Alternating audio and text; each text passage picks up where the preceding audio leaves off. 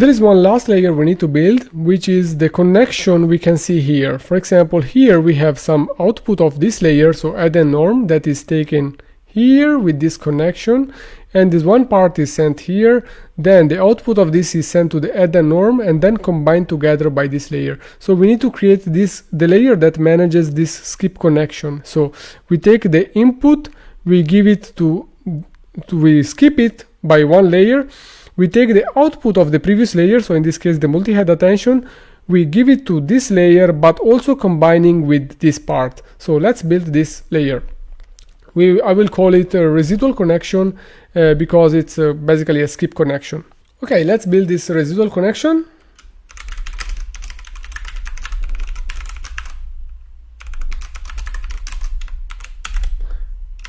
As usual, we define the constructor, and in this case we just need a dropout.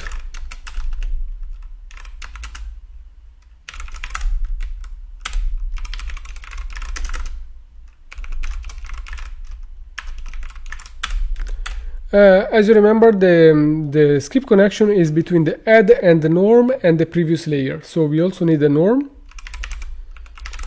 which is our layer normalization, which we defined before, and then we define the forward method. So, and the sublayer, which is the previous layer, what we do is we take the x and we combine it with the output of the next layer, which is in this case is called sublayer, and we apply the dropout.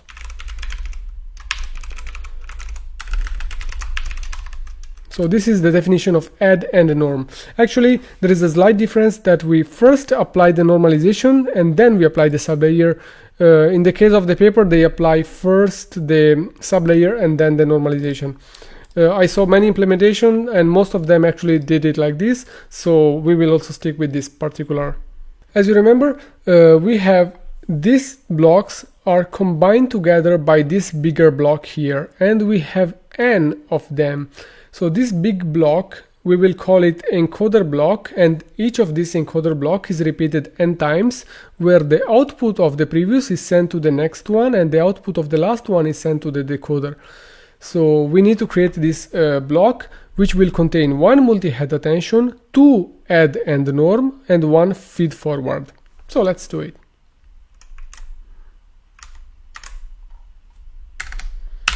We will call this block the encoder block, because the decoder has 3 blocks inside, the encoder has only 2.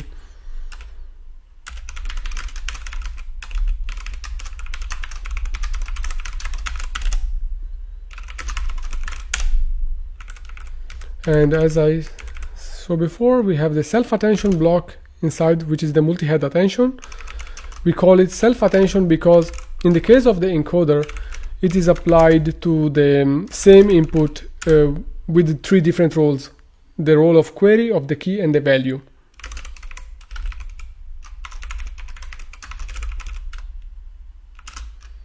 Which is our feed forward, and then we have a dropout, which is a floating point, and then we define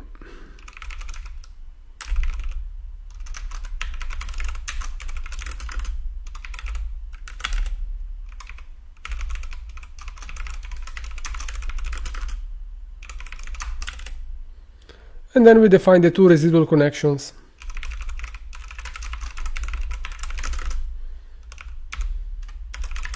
We use the module list, which is a way to organize a list of modules.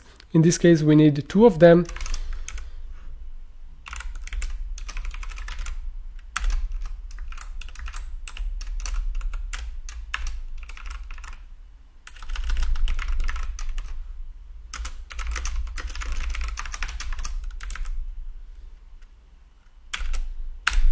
Okay, let's define the forward method.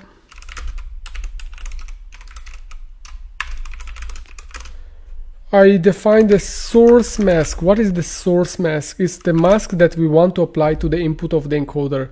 And why do we need a mask for the input of the encoder? Because we want to hide the interaction of the padding word with the other words. We don't want the padding word to interact with other words.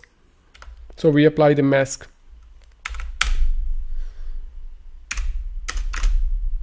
And let's do the first residual connection. Let's go back to check the video, actually, to check the slide, so we can understand what we are doing now. So the first skip connection is this X here is going to here, but before it's added and with add and norm, we first need to apply the multi-head attention. So we take this X, we send it to the multi-head attention, and at the same time we also send it here, and then we combine the two. So the first skip connection is between X, and then the other X is coming from the self attention. So this is the function. So I define the sublayer usually using a lambda. So this basically means first apply the self attention, in which we give the query key, and the value is our X, so our input. So this is why it's called self attention, because the role of the query key and the value is X itself, so the input itself. So it's the sentence that is watching itself. So each word of one sentence is interacting with other words of the same sentence. We will see that in the decoder it's different because we have the cross attention. So the keys coming from the decoder are watching the the query coming from the decoder are watching the key, and the values coming from the encoder.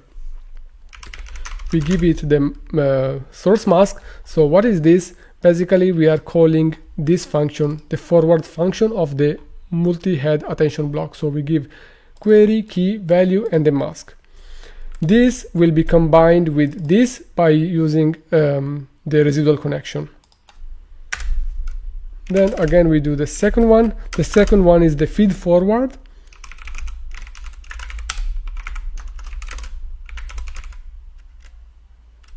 We don't need lambda here actually.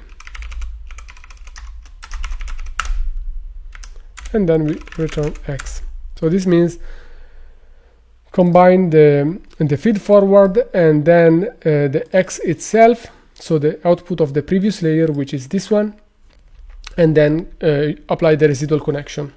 And this defines our encoder block.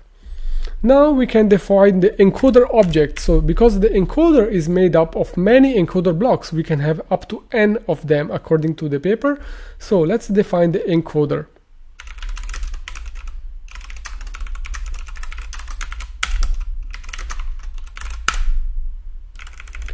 How many layers we will have? We will have n, so we have many layers, and they are applied in one after another. So this is a module list, and at the end we will apply a layer normalization.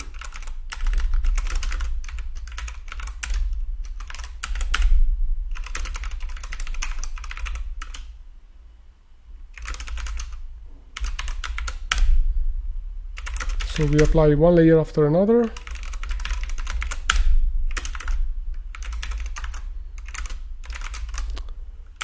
The output of the previous layer becomes the input for the next layer. Here I forgot something. And finally we apply the normalization. And this concludes our journey around the encoder. Let's go have a brief overview of what we have done. We have taken the inputs, send it to the we didn't combine all the blocks together for now. We just built this big block here called encoder, which contains two smaller blocks that are the skip connection. The skip connection, first one is between the multi-head attention and this X that is sent here. The second one is between this feed forward and this X that is sent here. We have n of these blocks, one after another. The output of the last will be sent to the decoder before we apply the normalization. Now we build the decoder part. Now in the decoder, the output embeddings are the same as the input embeddings. I mean, the class that we need to define is the same, so we will just initialize it twice, and the same goes for the positional encodings. We can use the same values that we use for the encoder also for the decoder. What we need to define is this big block here, which is made of masked multi-head attention, add and norm, so one skip connection here, another multi-head attention with another skip connection, and the feed forward with the skip connection here. The way we defined the multi-head attention class actually already takes into consideration the masks, so we don't need to reinvent the wheel. Also for the decoder, we can just define the decoder block, which is this big block here made of 3 sublayers, and then we build the decoder using this n number of these decoder blocks. So let's do it. Let's define first the decoder block.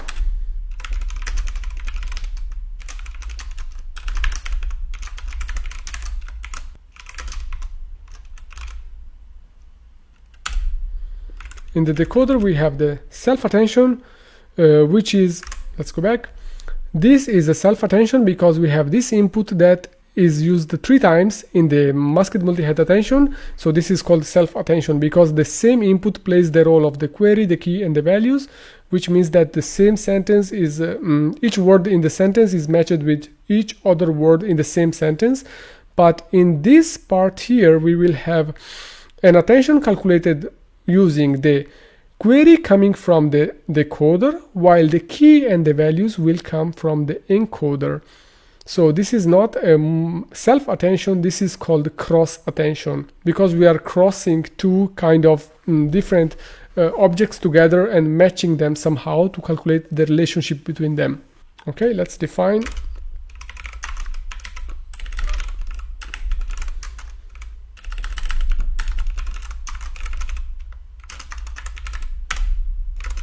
This is the cross attention block, which is basically the multi-head attention, but we will give it the different parameters.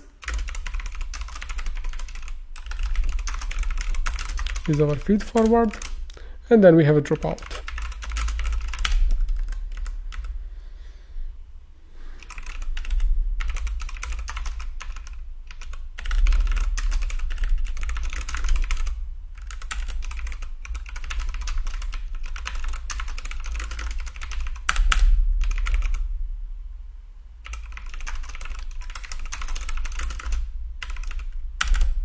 Okay, we defined also the residual connection. In this case, we have 3 of them.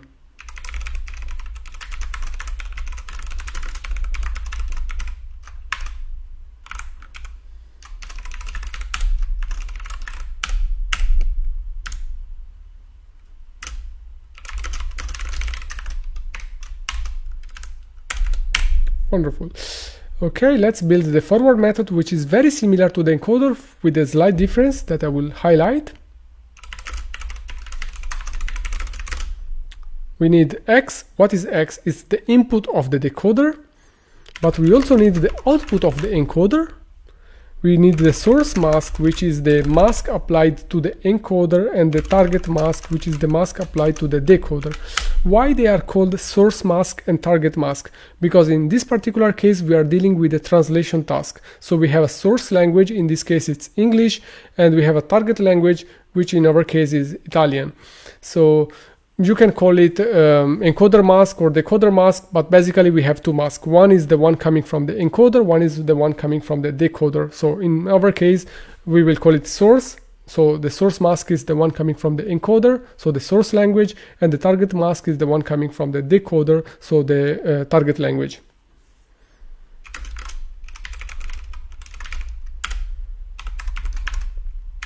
And just like before, we calculate the self-attention first, which is the first part of the decoder block,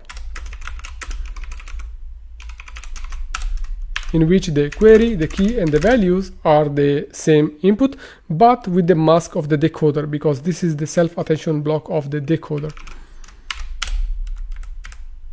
And then we need to we need to calculate the cross attention, which is our second residual connection.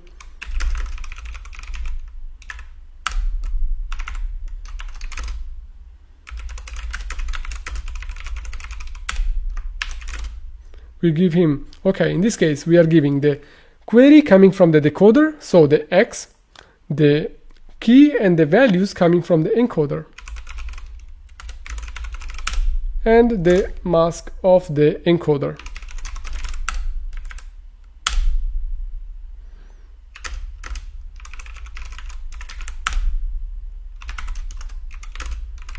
And finally, the feed forward block, just like before. And that's it. We have all the ingredients actually to build the decoder now, which is just n times this block one after another, just like we did for the encoder.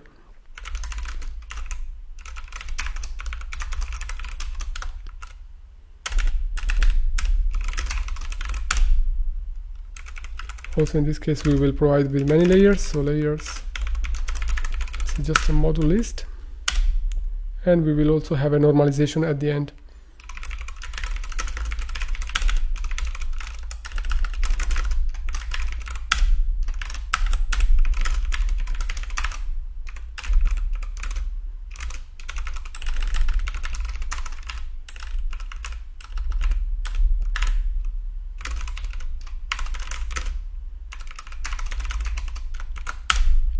Just like we did before, we apply the input to one layer, and then we use the output of the previous layer and give it as an input of the next layer. So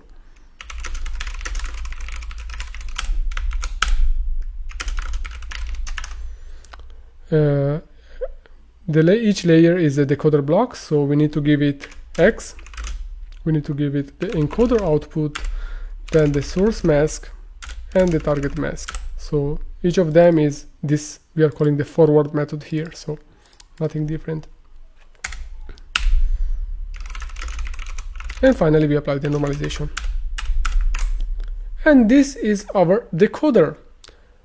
There is one last ingredient we need to have what is a full transformer, so let's have a look at it.